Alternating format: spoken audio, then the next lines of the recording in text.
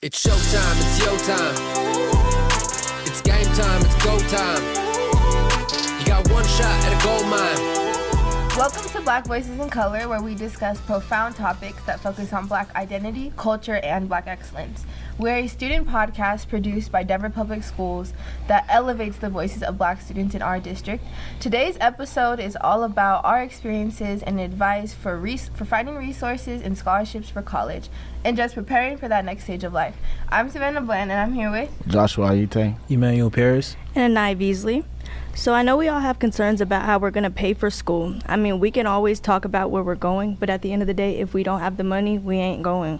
So what have you guys done so far to increase your chances of getting to your dream schools? and just for some background information, the average cost of attendance at an in-state public 4-year institution in the U.S. is about $27,000, or for 4 years, it's $109,000, and that's for student living on campus, tuition, fees, books and supplies, and room and board too. And right on top of that, out-of-state students pay about $45,000 per year, which rounds up to about $180,000 over 4 years. Versus private institutions and non-profit universities, they end up paying around $60,000 per year, and that rounds up to about $235,000 over 4 years, and that's a lot of money. It is, but like I was saying, I understand that school is a lot, but we just got to be on the hustle. Like, we could always make it happen as long as we're just staying on top of it and continuing to send out applications. Oh, yeah. What are some things you've been doing specifically to make sure you get the money for school? Man, wake up, get on that computer, send emails, apply, go to bed. No, for real. I feel like I'd be annoying the teachers and the staff at our school with how much questions I ask just to make sure everything looks right before I hit submit. All the time. Yeah. And honestly, I've been applying for every scholarship that I see, but I really do think that the hardest thing is staying positive. You always think in the back of your head, what if you won't have enough money? What if something goes wrong? Like, the hardest thing is really trying to stay positive and don't get down, don't lose your motivation, all that. Low key, I've just been procrastinating. Like, I've been submitted plenty of college applications, but I really need to hop on scholarships. I've really been trying to focus on staying positive too, because a lot's been going on in life. I'm a senior, everything else, and I've been steady going towards my goals, but nothing changes if nothing changes. So I got to keep working hard. No, for real. I feel like that does have a lot to do with why a lot of students end up not applying to as many scholarships, because it just gets overwhelming with the application process. It's more than you would even expect, and usually it's always the essays for me, like the essay questions. You can't just rush through it either. You got to really sit down and take the time to make sure your application stands out. Yeah, I keep running around stressing about letters of recommendation, acceptance letters, money, and everything like that. Luckily, we have the Common App, so at least when we're applying, we don't got to worry about fees. Yeah. That's the biggest part, save ourselves. It made things a lot easier. Like, it kind of just, like, it didn't make me stressed out or anything. I could just have all of my colleges lined up. Yeah, one little thing, just due knock dates them out. lined up, That's the way to do it. I kept putting colleges on the list on the Black Common App, just thinking that I was going to apply to them, but I got the ones that I needed to. Yeah, one thing to keep in mind is that you definitely got to make sure to have everything laid in advance. Like, don't be on zero timing when you're about to start an application. That way you're not caught off guard with the multiple essay prompts or the letter of recommendations that are required to even be considered for the application. That's why I made sure to get all my letters and stuff as early as last year, because I knew it was going to be really hectic this year, and just a lot of new opening opportunities and deadlines to keep up with. Yeah, that time management is crucial. That money is too. You can literally graduate like over $100,000 in debt by the time you're about 22 years old. Yeah. That's crazy. If outside factors and money was an issue, where do you guys think you'd be going to school?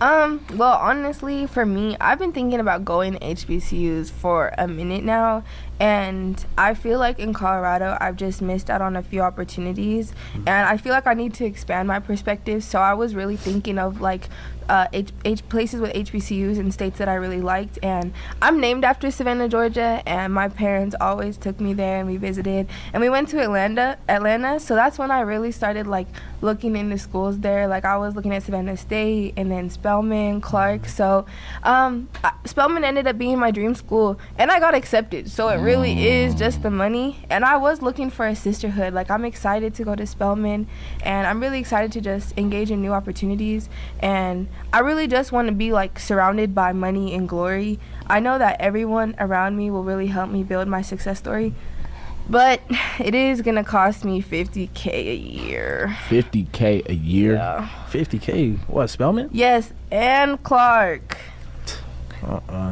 My school doesn't even have out-of-state tuition. These other school prices are crazy. Yeah. I mean, some schools have discounts though. Like for example, University of Maryland. That's the HBCU I was thinking about going to, and their out-of-state tuition is the same. Just because we live in a state that doesn't have an HBCU, so you just gotta. It depends on where you look. Yeah. Yeah, here in Colorado, the average in-state tuition is about $27,000 per year. Then that's for fees, room, and boarding at a public school. So that's about $100K rounded up to a 4-year degree. And to a private school, the University of Denver is like $60K for tuition, another $13K for housing. That's almost $80K per year. And I ain't going to no private school. So in other words, your 2 years at Spelman could cover my whole 4. I mean, I guess so. I'm excited for Spelman though. I definitely think that it'll be a great opportunity, and I'm gonna make sure I ain't spending that much money at all. That's why I'm on those scholarships, on those grants, everything. So, and I'm really going because while I'm out there, I'm gonna make sure whatever I end up doing, I'm gonna be making that money plus more in a few months. Right. What are you thinking about though, Paris? Where you want to go to school? I'm thinking about Bethune-Cookman, either that or Texas Southern. Why there? There was so Texas Southern, when I went and visited, it was like really nice campus, really like good energy from them. And the Bethune-Cookman, it looks pretty good, and I'll be looking at their campus during spring break. Bethune-Cookman, is that a HBCU? And you have family in Florida? Yeah, it is. It's a private school, which usually private schools are more expensive because they rely on their student fees to cover teachers' costs or teachers' salaries. Yeah, teachers' salaries and everything like that. But this school, they don't have that. But yeah, my grandma lives out there, or one of my grandmas here. She owns a house out there, and her mom. Are you gonna stay with her? Yeah, her mom with my grandma. I'll be living with her, and she'll be letting me drive the car that she's giving me. It's a 1999 Jaguar. She's giving it to you? Yeah, she said she would give it to me, so it should be mine. Grandma, if you're watching this, we need that vehicle. Yeah, that's really generous of her. To be honest, I wish I would have started driving while I was still in high school, but I just wasn't really worried about it, and I wasn't tripping because I knew that's something I'm going to have done before my 20s. Yeah, no, my mom had me on that early. I got my license almost right as I turned 16. Yeah, my mom too. I got my permit at 15, but yeah, I'm really blessed and I'm really thankful. How about you though, Josh? For some reason, I've always wanted to go to Kentucky. I don't know. I watched March Madness growing up. I made brackets. I bought jerseys. My whole family really grew up on that. So the whole feel of that college basketball idea really stood out to me. I used to have a little fantasy. I was going to be 6'5", tall as heck. I'd be on a full ride scholarship, dreads touching my shoulders. Man, but honestly, now I'm more into people who look like me, and I'm more about that culture. So I think I really want to visit the South. So as of right now, I definitely say South Carolina State University. Yeah. How much does South Carolina cost? Their in-state tuition range is about $11,000. So, and their out-of-state is $21,000. But they offered me in-state tuition. So that's a lot cheaper luckily for than me. Spelman. Yeah. Well, what about South Carolina State drew your attention specifically? To me, I enjoyed the school visits that they did. Like when they came down to DMLK, I loved it. I made great connections. I liked the feel that they brought to me. Overall, it just felt really welcoming. So, and I still stay in touch with most of them. So, it really just stood out to most of me to any other meets that we had. What about you, Nai?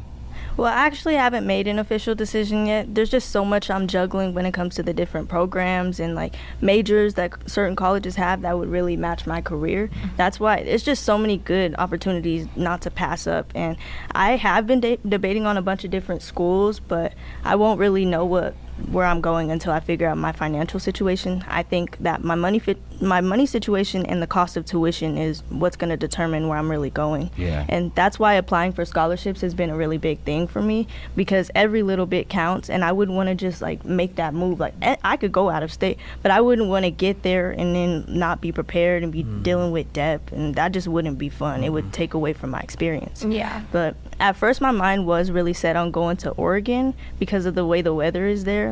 This is really random, but that rainy fall type of vibe is where I feel like I belong. And I remember watching Coraline when I was younger. Yeah. I really love that movie. Like, till this day, I watch it on repeat. I don't know how you like that. Yeah, Coraline's one of my favorites too. Coraline sucks, bro. What, Josh? You haven't even seen it. You haven't seen any movies. Bro. I was talking to you about Tangled the other day, and you had no idea what I was talking But about. she played the randomest clip of this song. You It was so- Bro, you haven't I don't- even seen Princess and the Frog, Josh. Okay, bro. Frog Princess kissed the end. What? How you gonna say it sucks? You ain't seen it. Literally. That is really scary, though.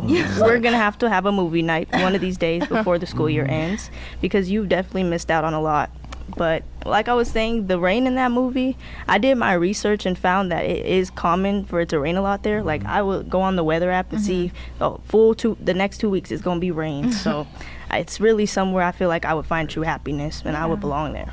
You don't like the weather here? I mean, the weather here is just very bipolar. Like, honestly, I do feel like the downside to being around all this rainy weather is just the depression rates in Oregon. Like, a lot of people, they do get sad if rainy weather is all they're used to. So. Yeah. I feel like that was the biggest factor. Like, I cannot be anywhere like gloomy and snowy anymore. Like, I need to be somewhere sunny and hopefully have a beach too, like what you was talking about. Yeah. But I mean, like, I got to admit, I love wearing hoodies and sweats here, but I need some sun. No, like, I completely understand. Like, the weather is a really important thing to consider when you're moving somewhere new. I do like the rainy weather, but I've had to keep in mind like how I would react when things start to get a little challenging. Like, I know colleges isn't just this smooth road. Like, if it's always just gloomy outside, it wouldn't help things at all, and it would actually make my mood way worse. yeah.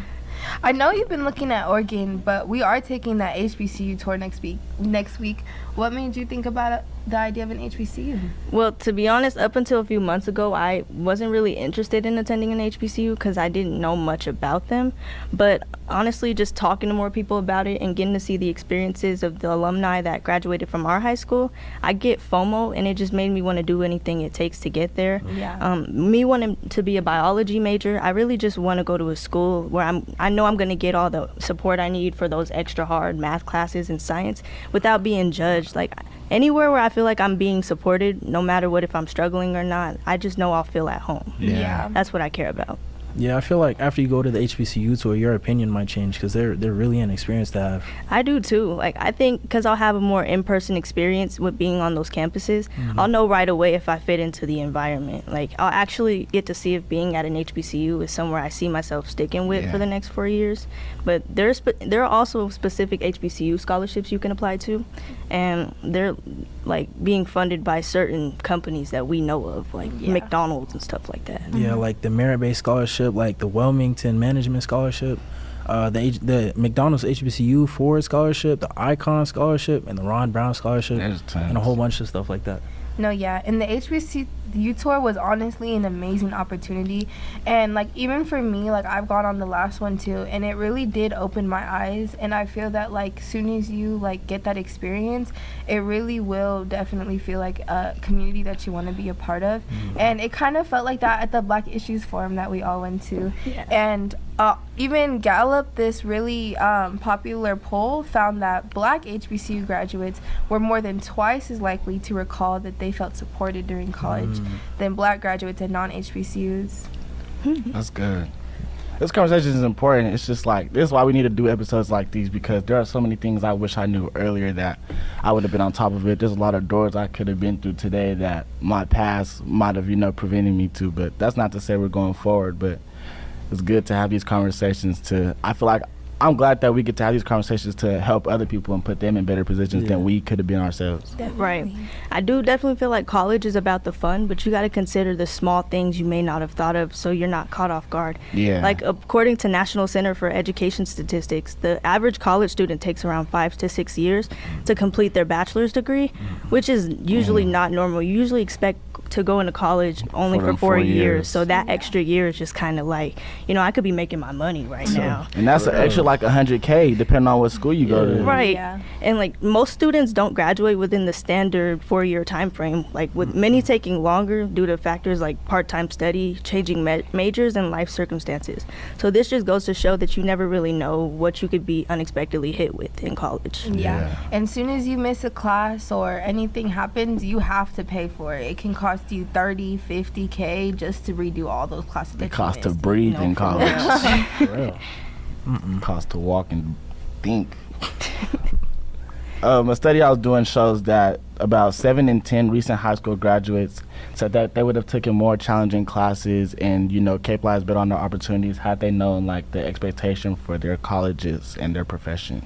Yeah, and more than 80% of college students who took less than Algebra 2 were required to take remedial coursework, compared with just 18% of students who were taking coursework beyond Algebra 2 in high school. Yeah. Stay on top of your classes. Don't fail. Be ahead. Like when you're ahead, you can save money and save time. Yeah, like there's a lot of things that play into that. Like even simple things like GPA, like that's big. Like had I known how important my GPA was going to be in the future, not to say I wasn't being warned, but I didn't. It was nothing to me at the time. So had I been, more cognizant and more aware of what was ahead of me, I could have been in different positions. So that's really important. Yeah. Right. The application process for colleges wasn't really the difficult part for me. I just remember by November on the Common App, I had already reached my limit of like 20 schools, and I had to start applying on the regular websites, which wasn't that bad. I would just pay attention to like the majors the schools had and stuff, like what fit me. But some schools didn't have a pre-dental major, like some did, which I find that it's really cool. But as long as I'm taking the classes I need to get admitted in the dental school, that's all I care about. The main thing has been trying to meet the requirements of everything. I know that a lot of schools had institutional deadlines with March 1st. I was stressing that whole week. Yeah. Coming into this month was already really hectic, and I just had to make sure I was on top of everything, the important scholarships and college programs. I know I'll regret being able to add certain things on my resume, like a sport or something like that, but honestly, I've already had a lot on my plate and just been involved in other little clubs that have gotten me out there and exposed me to good resources. Yeah, and honestly, like something that I do to kind of like being on top of your stuff is like vital. Like what has really helped me is just like reminders and keeping stuff organized. Like I really like things to be tidy and clean. I have a huge whiteboard at my house, and I have all the deadlines coming up. I have Google Sheets, I have Google Calendar. Like on my Google Sheets, I have all of my scholarships lined up, the due date, the type of scholarship, the requirements for the scholarship, the website, everything. I have everything. She's not real, bro. She locked in. I have everything organized. Part to Savannah, a part T. robot. I got Whatever. I got like a little whiteboard. I need to do more with it though. All I got right now on is my goals and stuff. You got these in your room? My whiteboard is like this big, and it hangs on my wall. My dad had to get the drill and drill it so it would stay on my wall. He mounted it. Yes, he mounted this big whiteboard onto my wall. That's cool. For me, the process was kind of it was like repetitive and annoying, but when I saw my acceptances come in, I felt like really relieved. So worth it. Yeah, most definitely. Didn't feel like your work was in vain. And then just doing everything before you have to worry about it is really good for you. And also keeping track of everything. And like it was said before, I use the Common App mostly for like free applications. Yeah. And then I used like certain school websites, and it was waived too, so I didn't have to pay either. Yeah. I think scholarships are definitely the most repetitive. They all kind of ask you for your list of extracurriculars, your awards, the letter of recommendations, and a few essays. Sometimes they're different, but there are so many different types of scholarships. Some may ask you to upload an art or business portfolio. It really just depends, but the essays are really the major component of scholarships. Everyone wants to hear who you are as a person, your goals, ambitions, and reasoning behind it. No, that's definitely true. Like sometimes the essay prompts can be very time consuming, and you also got to be careful with how you answer. Like one wrong response could just change the way knowing you your sound. target audience is important. Yeah. Right. Like it could just change the way you sound overall, and providing more insight about who you are and what you're going to bring for your college community is really what they look for as well. Yeah. And there's like a variety of scholarships that support athletes, musicians, students, who haven't performed well academically, and there's scholarships literally for like anything. Like brands have scholarships, restaurants have scholarships, colleges, of course, anything. Yeah, like I found so many of those big corporations like Foot Locker, Starbucks, but like you were saying, like there are a lot of scholarships and they lead to more scholarships, but you really have to be aware of your target audience. You should be selective on the scholarships that you are applying for. Like people who are more artistic through high school should definitely apply for this Denver Foundation Museum of Contemporary Art Scholarship. It was like $20,000. 20 grand. And they had to present a project that they've done over their high school career. I was trying to do that, but I didn't realize that it had to be like a previous project, and it was a lot, but it was definitely an amazing opportunity, and I wish that I would have known about it sooner and not a few days before the deadline. But there are so many opportunities, and when you're understanding your audience, you really have to look for the scholarships that you really think that you will get. You have to be confident in those scholarships, and you don't want to waste your time on scholarships that, oh, maybe I'll get it, like you have to be confident. Like for me, for example, I kind of like channel the scholarships that I apply for, like scholarships for Black girls going to HBCUs, girls who want to go into journalism and business, and just kind of like filtering them to your personnel, like maybe being like a social change leader, or being like an activist in your community, and just like being a mentor, and just you really have to channel like the stuff that you do with the scholarship. Right. Like this relates a lot to what you're saying, like about your area of interest, because one thing I did find is that they offer a lot of scholarships for women in STEM, and it's always nice to have that extra money opportunity relating to your interest. Like it's always something I've had to keep in mind, to look at unique categories when it comes to applying for scholarships, because there's lots of money being handed to students with specific goals. You don't want to hold back on including areas where you may stand out as an applicant. Like so far, I applied to a couple biomedical scholarships because they fit exactly what I'm aiming to study, and I have a better time talking about my passion for this subject. Yeah. And the process of applying could look a variety of ways. Like, it don't always got to be the same things. Like, I know there's some kids who are not even eligible. Like, for me personally, I have some individuals, I have some friends who got themselves into some law trouble, got themselves into some legal trouble, and so funding and even being eligible to apply for scholarships kind of just became like a no-go out the door. So, but luckily for them, connections through their family, they had reached out and they had found this resource, and I wish I really did know the name of the program.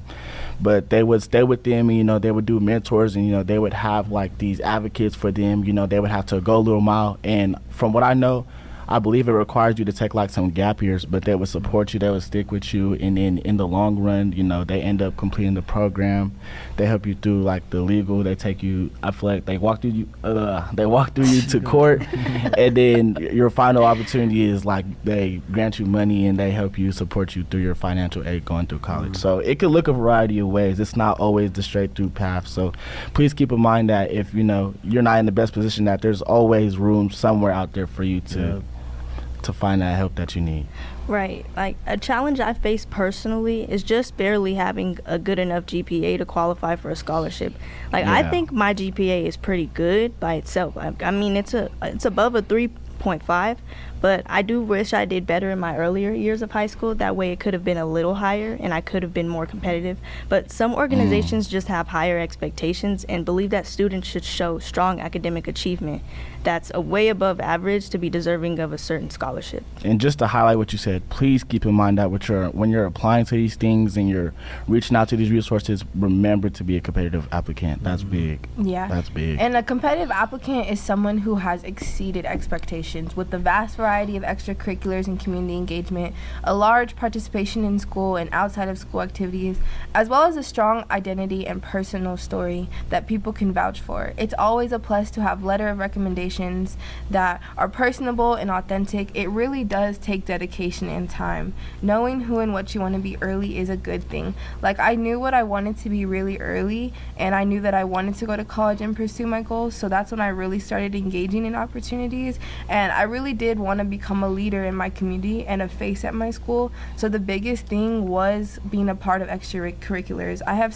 found so many people who genuinely care for me and my success, and I have found people and connections that have helped me fund like my HBCU tour that we're gonna go on, and like my past HBCU tour. And so I've been able to be a part of a lot of extracurriculars like volleyball, basketball, soccer, sax, inroads. I literally did everything that people like put in front of me, and like I was also a part of a few internships as well. So it really is taking advantage of those resources, and I've met so many cool and interesting people who helped me meet more people and helped me do more and more. Right. So like even now, I ended up being recommended by my principal and Mr. Legg to MC the DPS Met Gala, and I got selected as one of the MCs. And it's like an amazing opportunity, and it's like me vouching for myself and advocating for myself and doing all these things has helped me become someone that people can recommend. So I definitely say that like take advantage of every single opportunity. Like even like those summer programs are vital. Like when we all went to the Black Issues Forum, that was amazing. Oh yeah, I wish we could go back. Was amazing. It was also another experience I gained just connecting through Mr. Legg. The trip was fun, and I was personally looking for like an experience where I could, you know, kind of get like the feel and the idea of like hands-on what the college experience was gonna look like and feel like. And BIF was just that. Like we had our own dorm rooms, our own door key, no bedtimes. Everything was on your own time management. Too much fun though. It was fun. It was loaded. Our classes weren't even in the same place. We'd have to wake up on time, get ready on time. We'd have to, if you didn't know where you was, I mean, your mentors will obviously help you, but most of the time you were kind of navigating yourself around, getting to your different classes. They even took us to the library. Like we was hands on with their computers, learning how they find sites to, you know, do their essays and stuff. So it was great.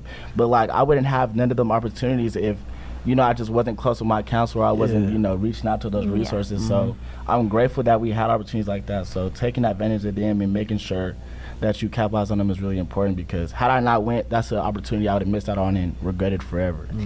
It was a really good experience. I'm sorry, but it was just like we ended up having projects that were about like different aspects of like Black culture and Black excellence, and it was so meaningful. Like it might have just been a week long, but it really was loaded. It changed so many things. It changed my perspective on us as people in the community and just like the college experience. Like I really thought that schools in Colorado weren't gonna ever give you that Black experience, but CSU like really opened my eyes. And even our mentors we met, they were amazing. Yeah, and I still talk to mine. Literally every day. It was just fun and it was exciting. And then I met some of my like best friends there, and I feel like it was like the most vital thing that we could have been a part of. So for all you juniors that are about to be seniors, you should apply for the Black Issues Forum at CSU. It is amazing. Yeah, BIF was a really fun experience, and honestly I didn't even expect it to be what it was. I thought it was going to be more of an academic focused program, which it was, but we actually had fun. Like we actually got to bond with everybody. Water guns. Make new friendships. Nah, that was crazy. Water guns. It was laughable. It was fun. But even though I haven't done sports, that's another thing that connects to that. I have gotten involved in other academic programs and small clubs that have exposed me to a bunch of different scholarships and professionals who've came up to tell their stories about like what they went through in their own experiences trying to chase their career. And just recently I started attending the Colorado Beauty Cotillion events, which consisted of mainly college panels. Like remember when we went to that first one and those college students from HBCUs, they came and told their experiences. Cool experience, I was like, I feel like it was really good for us personally, because that's what we want to do, and it just gave us more insight about what they did and their steps to get there. And I definitely like asked them a lot of questions. Like there was this one guy from Morehouse, and he was talking about like if he didn't know if he was going to go to Morehouse and like the scholarships he needed.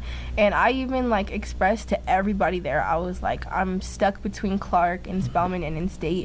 And everybody was Black, you know, but everybody was supporting me. They were like, do what you want to do, go where you want to be. That's big. So it's definitely like those opportunities where people can just really like help you engage.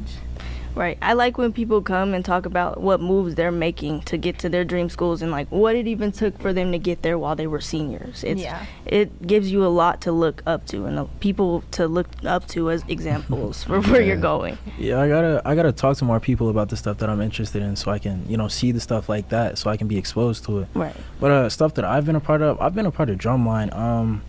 Through drumline, I've been able to go to parades, perform on TV, perform in different schools and stuff like that. That's been really nice, and I've really fell in love with drumline. Like, my mom put me in drumline my freshman year, and I've fallen in love with it. Yeah, and even if you change ideas of what you want to do in the future, like embracing yourself and new experiences and having a story and a list of experiences and characteristics can make you a very unique and strong applicant for scholarships and even in life. Yeah. And here's a list of some of those resources that we mentioned that students can check out.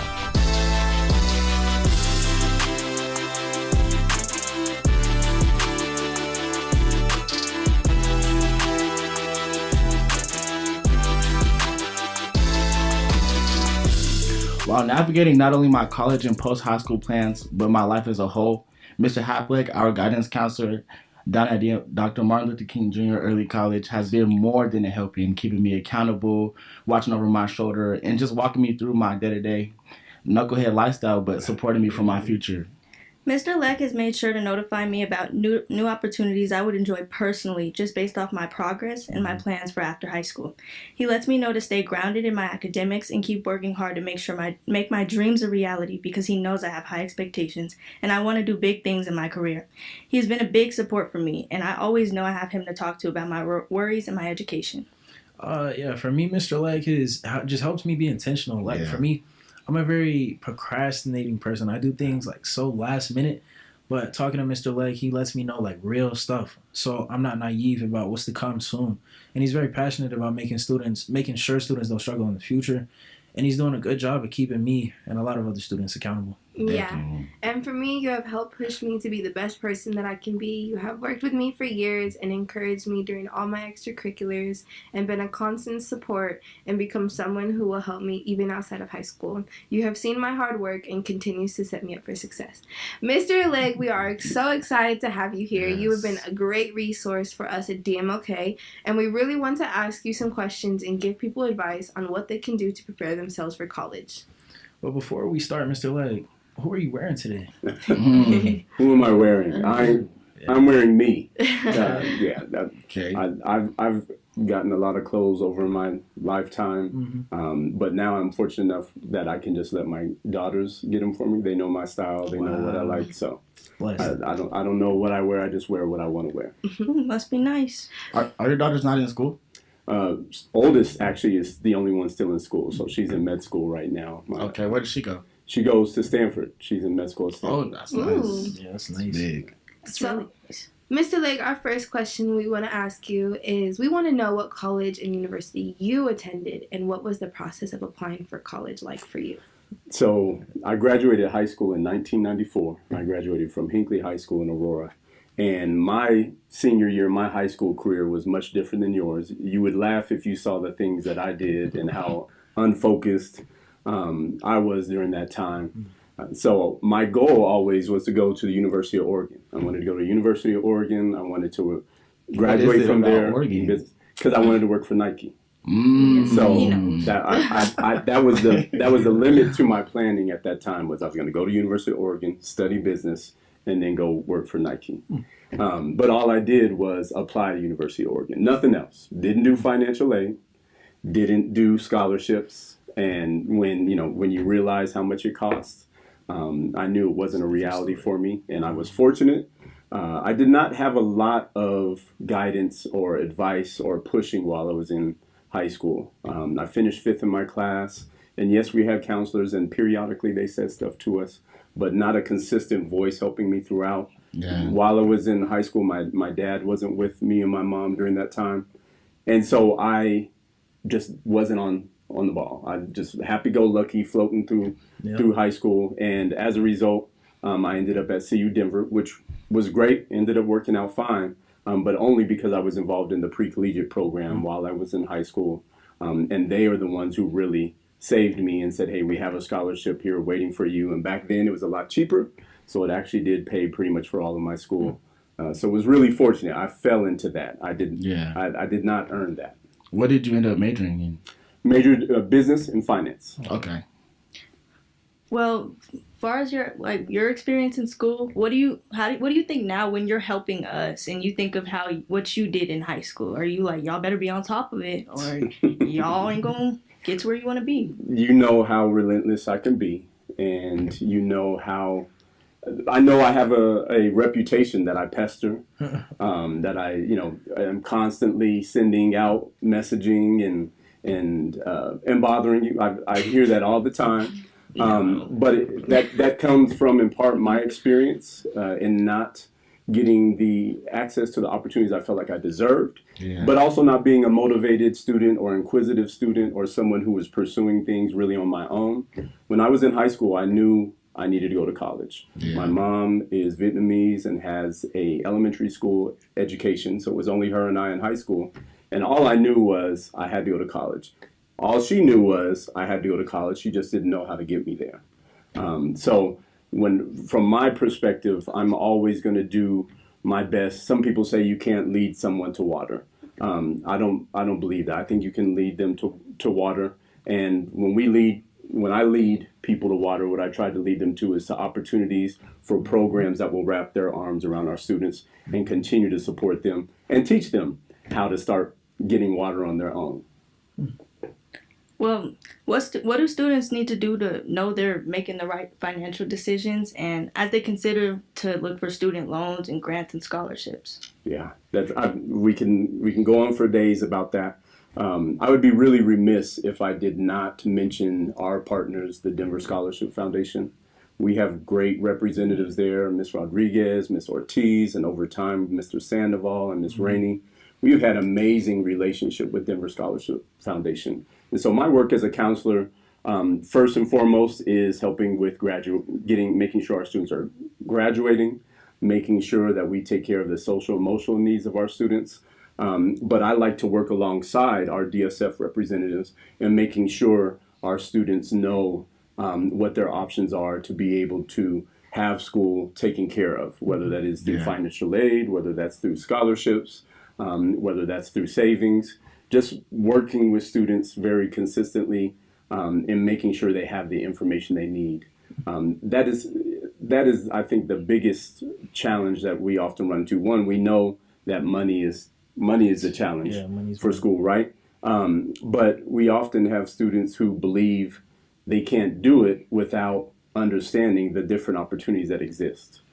Say, for instance, when we talk about a school like CSU that costs approximately $31,000 if we're just talking about the direct cost to pay for tuition, room, and board at CSU, and a community college that costs $5,000 a year. Yes, a student automatically looking at that is going to say, I can't afford to go to CSU. But what they don't know is CSU works their hardest to put together a package that covers tuition, room, and board. So there are times when it is as good of a deal or even a better deal to go to a university versus a community college, even though it's cheaper. There are times. It's not always the case and not often the case, but there are times. What would you say is like the best resource that students can go to for stuff like grants and scholarships? I truly feel our best resource in our schools is our DSF offices. Okay. Our students who spend the most time there are the most knowledgeable about it. They know how to advocate for themselves. They know how to ask questions. And they know what is available to them. They get the most scholarships. They have the most options and opportunities in terms of schools and programs that they can be involved in. We're fortunate that most of our, if not all of our DPS high schools have the DSF office. Otherwise, there's quite a bit of research that you can do. You can use Maya Learning, which is our district platform for accessing college information and sending college information. You can use the Denver Scholarship Foundation website. A Google search will take you to where you need to go. Yeah. You just need to make sure you're dealing with a reliable site. And you can often tell that by digging in and seeing if it's related specifically to a college or university or who they're connected to. So I think students often fail to even just look at Google sometimes when they're trying to find resources, and that we often have to point them that direction. But in our school, and even those who don't have a DSF office, DSF is just a great resource for students to access at any time. Well, y'all heard him, DSF. But so what precautions should students take in earlier years of high school to ensure they're in better shoes as seniors and can be competitive applicants? Right. So you all coined the phrase competitive applicants. So hearing that, I think that you're right. And I think our students, we try to tell you as ninth graders that you need to be thinking about that then. But it's hard as a ninth grader to really be thinking about that. Yeah. But we know there are universities where students get a C or a D in their ninth or 10th grade years, and that may exclude them from being competitive for a program. And we know there are universities who, if you do not have all A's and do not have honors, AP, or concurrent enrollment classes, that you're not going to be competitive for acceptance there. So it definitely starts in ninth grade. At a minimum, it starts with an upward trend. So if you struggled in ninth and 10th grade, you have to be showing an upward trend. And you just have to be about your business. And I think we've talked about this all at some point before. You know when a student is about their business. And again, I wasn't about my business in high school. And that's part of the reason why I didn't get what I wanted to get, even though I was a very good student. Yeah. But you have to be focused. You have to take advantage of the opportunities, much like each of you have. And you're going to have your ups and downs. But if you want to have the most options, it is a consistent approach. And if you can be performing at that highest level, especially with involvement in extracurricular activities, as you mentioned. Do you think that students who maybe like their 9th or 10th grade year, they did kind of have that really slow, low, steady start? What do you think is the best option for them? Do you think just to try and advocate for themselves and try to just join as many extracurriculars, be a game changer? Like, what do you say for students who probably didn't start out with that already trajectory towards? Yeah, it's depending on what your goal is. Because depending on where you want to go, whether it's a community college, university, technical school, they may be willing to accept that you don't have that top tier GPA. So it's not necessarily going to change your path or your goals. But again, I think in general, as a person, someone who's growing, you want to show an upward trajectory. And a lot of schools now, because a lot of schools are test optional and they're not using test scores for admissions to accept you or deny you, that because they're test optional, they're looking at a holistic review. So they're looking at your GPA. They're looking at your extracurricular involvement, especially leadership and volunteerism. They're looking at your essays. They're looking at your letters of recommendation, the rigor of the courses that you're taking, just anything extra that can add to your resume that it will be in consideration. They're looking at all of that. And so they're looking for well-rounded students.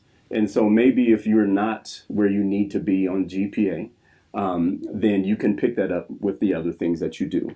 And as much as schools are saying they're test optional, the evidence to me says SATs and ACTs are a very significant part of that. So if you don't have a great GPA, then you can also make up for some of that with great test scores too.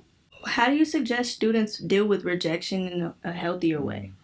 Yeah. That's a good question. That's a good question. I think the cliche thing for us to say as counselors is, if you don't get any no's, you're not trying. But I think that's really true. We've had a lot of great students, and there's been times where I felt really jaded as a counselor because our students are doing everything that we tell them to do and doing great. And maybe, again, like they fall a little bit short on their SAT, but everything else is just great and amazing.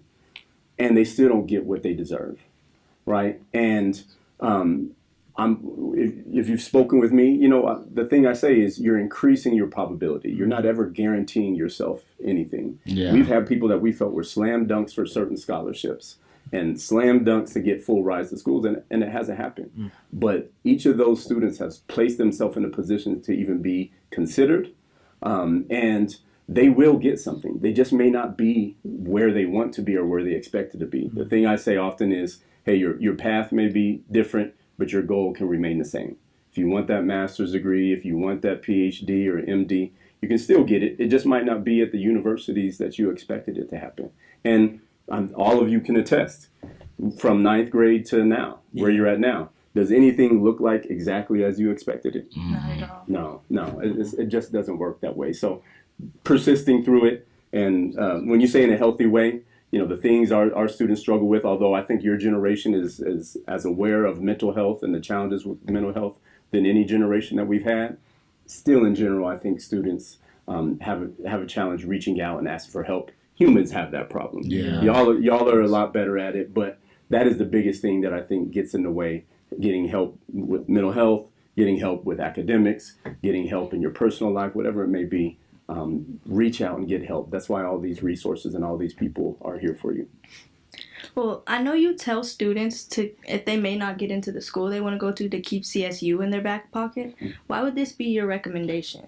Yeah, and I went to CU Denver, so I'm a University of Colorado product and fan. Yeah. But over time, in my 12 years as a counselor and 15 years as an educator, I have seen CSU really make an effort to make it affordable for our students. And when you go to college, it doesn't matter whether you're a 4.0 student or a 2.5 student. There is a transition to that level of rigor, to that level of time management, to being independent on some level, to being around a bunch of different people that are different than our community. And that is a transition. And if you are not prepared academically, or if you have any financial challenges, it can be tough.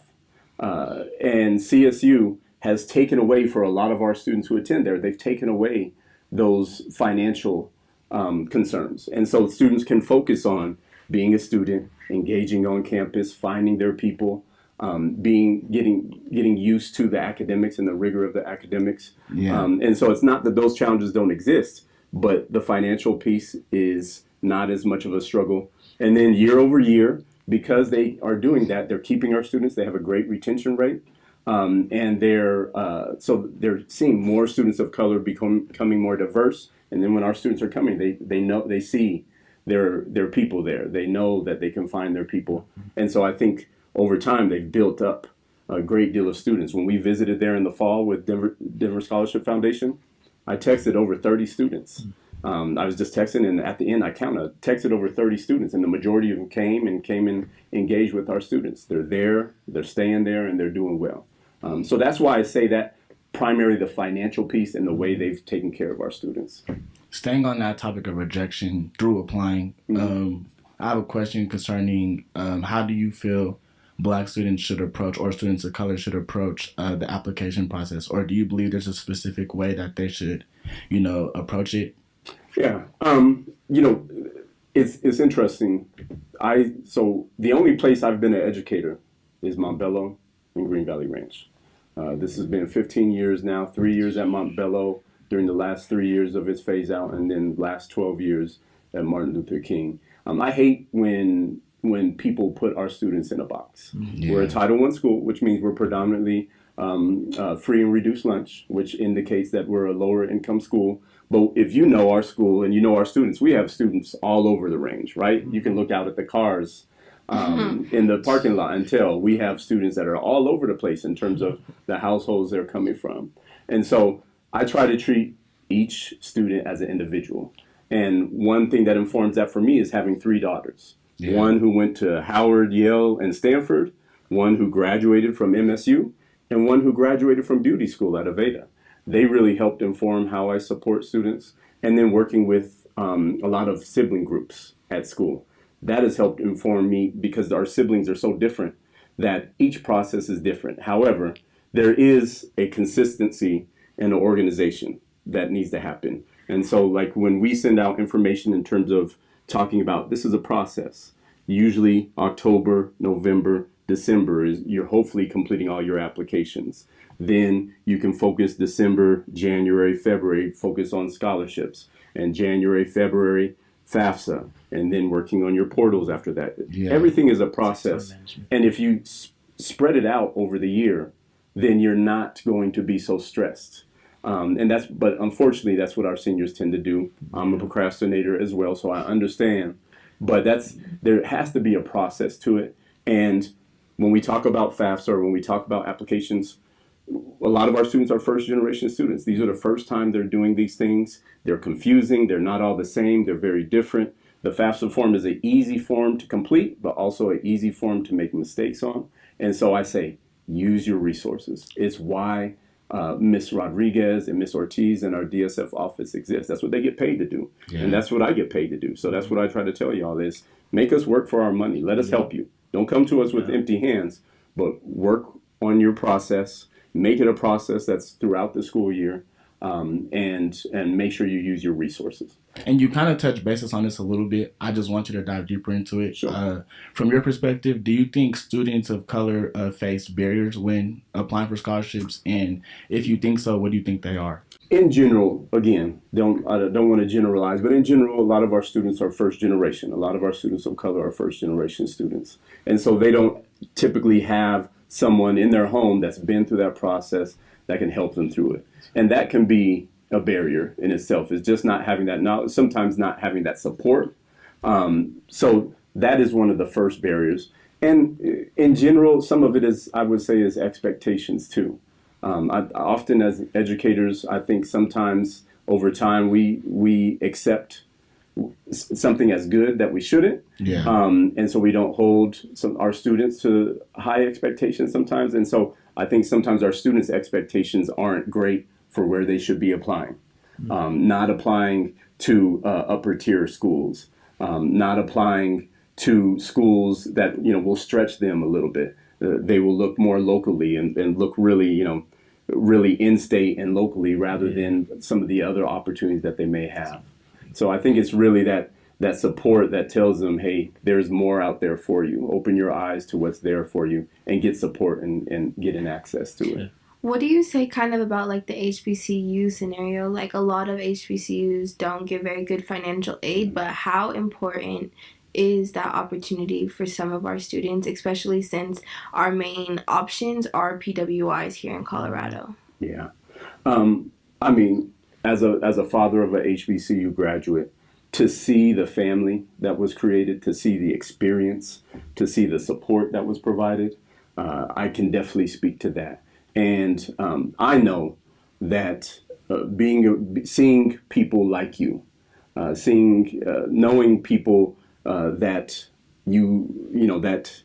that feels familiar to you, feels like home, there is most definitely a significance to that. And I think everyone should consider a HBCU, and really of any race. If you go to a HBCU, one, there's a diversity of Black people there on campus, and there's also a diversity of other races there.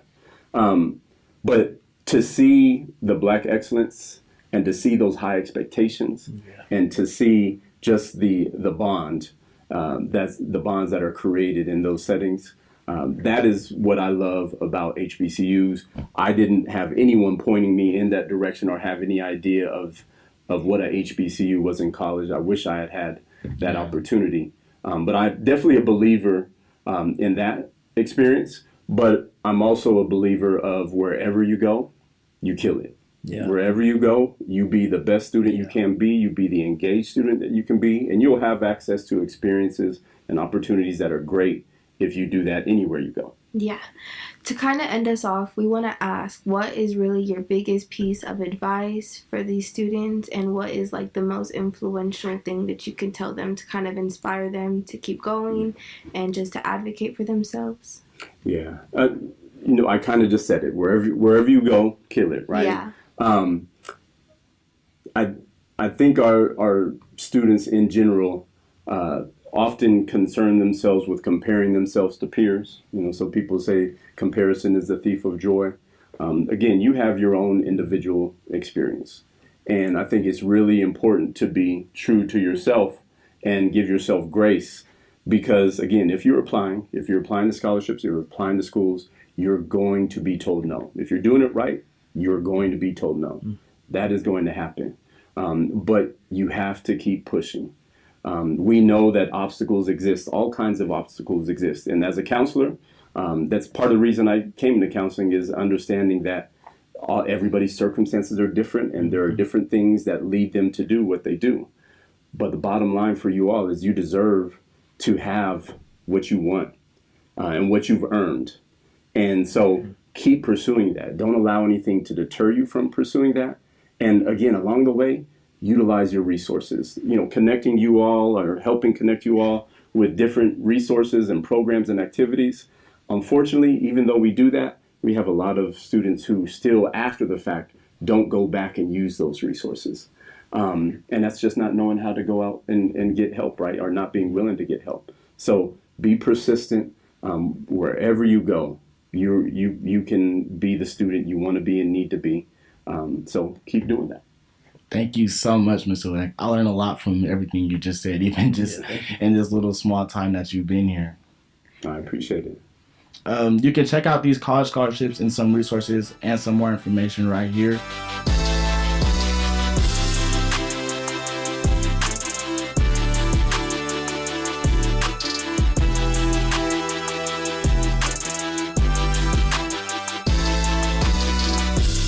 We hope this podcast encourages and helps future or current students struggling or thriving. And just to recap, one thing that I would suggest is to just get to know yourself more before you go and do the big thing. Like before you go to college, you want to know what you want to do so you can choose a major, so you can, stick with it, so you don't waste your money or your time.